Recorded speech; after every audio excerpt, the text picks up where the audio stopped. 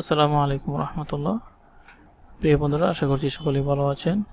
তো আজকে হচ্ছে 2024। তো আপনারা এরকম করে কিভাবে রেজাল্ট দেখবেন সেই প্রচেষ্টাটুকু মূলত আমি আজকে ভিডিওতে দেখাবো। চলুন তাহলে শুরু করা যাক। প্রথমে আপনাদের মোবাইল অথবা কম্পিউটারের মাধ্যমে যে কোনো ব্রাউজারে প্রবেশ করবেন। ব্রাউজারে আসার পরে আপনারা লিখবেন বিটিইবি রেজাল্ট। লেখার পরে এখানে দেখতে পাচ্ছেন অনেকগুলো ওয়েবসাইট চলে আসছে। তো এখান থেকে আপনারা এডুকেশন বোর্ড রেজাল্ট এটার উপরে ক্লিক করবেন।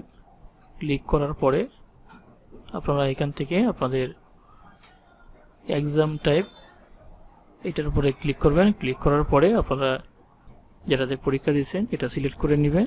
তো আমি এটার রেজাল্ট দেখব, ডিপ্লোমা ইন ইঞ্জিনিয়ারিং।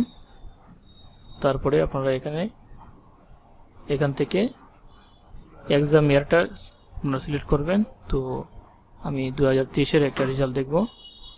তো আপনাদের 2024 দেখাবে, এখনও পাবলিশ করা হয়নি 2024-এরটা। তো আজকেই প্রকাশ করা হবে 2024। তারপরে আপনারা এখানে রোল নাম্বারটা দিয়ে দিবেন। তারপরে আপনারা নিচের বক্সে রেজিস্ট্রেশন নাম্বার দিতেও পারেন অথবা নাও দিতে পারেন। তো এখান থেকে আপনারা ভিউ রেজাল্ট এটার উপরে ক্লিক করবেন। ক্লিক করার পরে এরকম একটা ইন্টারফেস আপনাদের সামনে চলে আসবে। Diploma in engineering result publication.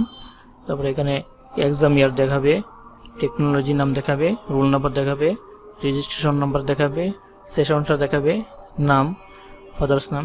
তো সর্বশেষ হচ্ছে রেজাল্ট। আপনি যদি পাস করে থাকেন তাহলে পাস দেখাবে, তারপরে সিজিপি এটা দেখাবে। তো আপনারা এরকম করে আপনাদের মোবাইল অথবা কম্পিউটারের মাধ্যমে যে কোনো ব্রাউজারে প্রবেশ করে আপনাদের রেজাল্টটা দেখে নিতে পারবেন। তো এটাই ছিল আজকের মতো ভিডিও। আজকের মতো এখানেই শেষ করছি। আল্লাহ হাফেজ। আসসালামু আলাইকুম।